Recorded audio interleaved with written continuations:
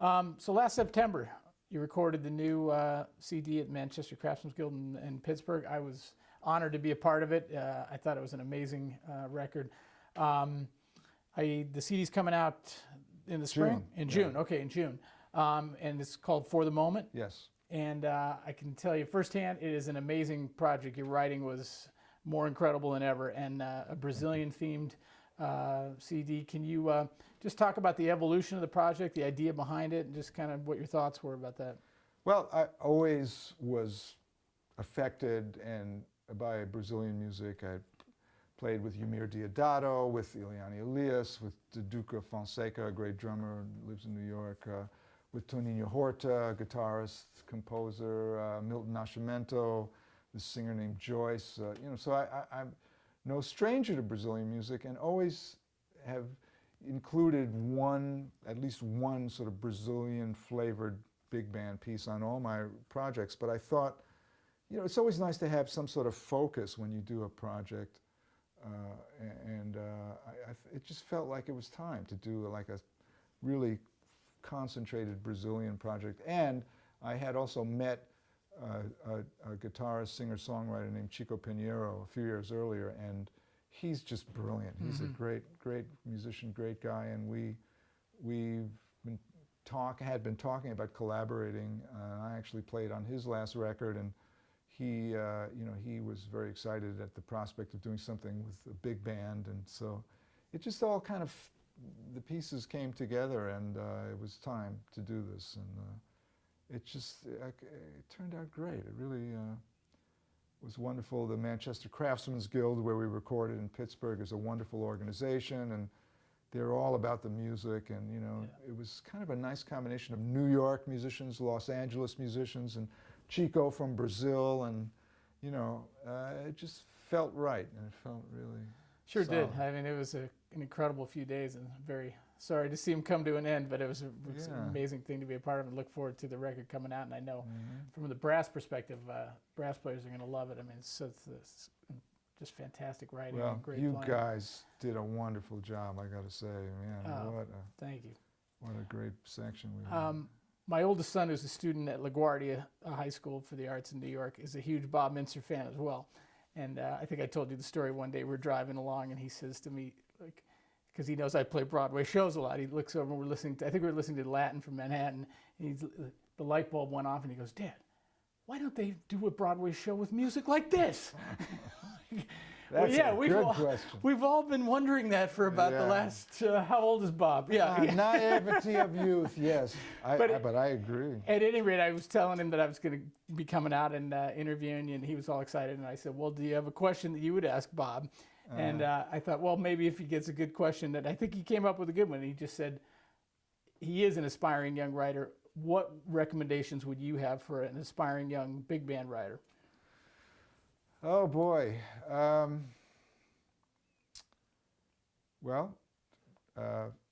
Write a lot.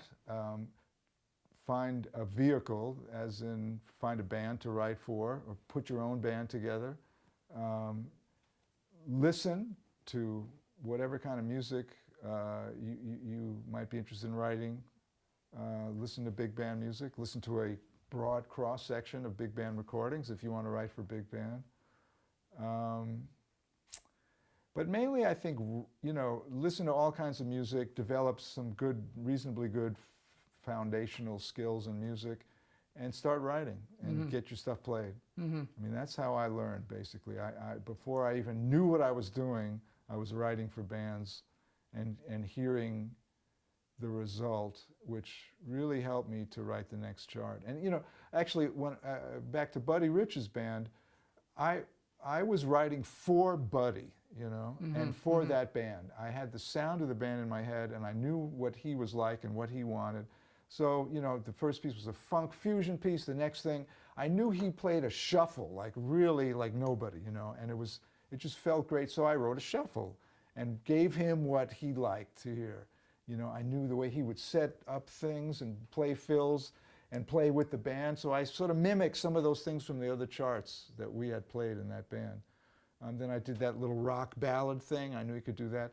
You know, I wrote a ballad at one point. I wrote a couple of more funk things, but I tried to really focus on what he did, and give him something that where he would be comfortable, and it worked every time. You know, so you know, you write, you get your stuff played, you play in bands. You know, you learn a lot from just playing and absorbing and playing with other people and checking out the interaction. You know, also if you're going to write for a big band or any jazz band, you want to know the language of the rhythm section. You know, you want to know something about drums. You want to be articulate in how the drums work. What are the components? You know, in fact, I've owned a drum set for 30 some odd years. You know, you should play drums. You should know what that is. You know why a good groove sounds the way it is. You should know about piano, of course. I mean, about voicings, about how different piano players play. You know, you're going to use the piano initially just to figure things out, and you want to have some piano skills. And it's not a bad idea to know a little bit about bass and guitar too. Just, you know, how that works, what the strings are. You know, what are the capabilities. Bob, I know my son will enjoy hearing that and will heed those words for sure. I had one last question. I'm thinking I'm going to change it. You are such an evolving musician and inspired musician, and you inspire all of us. And I was going to ask you if you had a few favorite Bob Mintzer CDs that you'd take on Desert Island, but I don't think you're going to answer that. So I'm going to change my last question and ask you. I'm going to ask you, you know, what are you looking forward to in the next 5 to 10 years, and where's Bob Mintzer heading? You have such an amazing career, but I feel like there's a lot more of you coming. So I'm just curious if you have ideas. Geez, you know, I don't really know the answer to that. I mean, I've done a lot in my 59 years on the planet, and I'm doing a lot right now. And I'm just kind of trying to hold on and hold it together. You know, I mean, I'm teaching at USC kind of in a full-time capacity. I'm traveling with the Yellow Jackets 3 to 4 months out of the year. I'm doing some big band gigs. You know, we're going to Japan to play the Blue Note. I play here in LA sometimes. I do, I don't know, 10 to 15 guest appearances with big bands all over the world, kind of in a conductor, soloist capacity. Writing, you know, getting commissioned to write. I wrote a couple of years ago, wrote this piece for wind ensemble and tenor saxophone, so hoping to do some more of that. You know, I'm playing with people. People call me up to play on their recordings, and I played on a beautiful recording today with this fellow Peter Horvath, and so I hope to keep doing that. And doing this much is really a full plate, and you know, Yellow Jackets, further adventures of there, you know, and you know, doing the next recording, and I already have an idea for the next big band project, and you know, I also write these etude books, you know, so I'm sort of involved in the educational component a little bit, and man, I'm looking forward to doing some downhill skiing out here in California. And I'm looking forward to doing some hiking in California. I mean, that was one of the great things about moving to California. You know, I mean, New York is wonderful, and we did a lot of outdoor activities there, but it's a whole other thing here. You know, and we do hiking in different places and exploring, and I think that really inspires you as a musician too. You know, to have these life experiences really, you know, pull some other music out of you. You know, so. That's, you know, that's as far as I've gotten. You know, like I said, it's a lot. It is a lot. But I have to say, I am so very grateful to have these opportunities. I mean, I don't take any of this lightly. You know, I realize I am so very fortunate, and you know, while I've worked hard to get to where I am, I don't think this has happened by chance. I realize that I'm very, very lucky and fortunate to have these opportunities, and to get to play the music you hear in your head and feel in your heart on a daily basis is remarkable.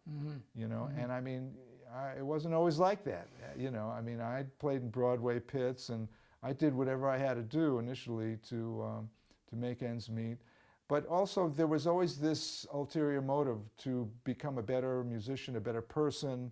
You know, I think if you're performing on a daily basis, it may not be the music of your choice. I think you can use those opportunities to develop as a performer, to develop a certain level of consistency, of musicianship, of camaraderie, of empathy in terms of playing with other musicians. And all those things really come into play and make you the musician and person that you are. Mm-hmm. You know, and I think another really important component of what you do as a professional musician or a professional anything is to really train yourself to see the positive side of things, Mm-hmm. you know. Yeah.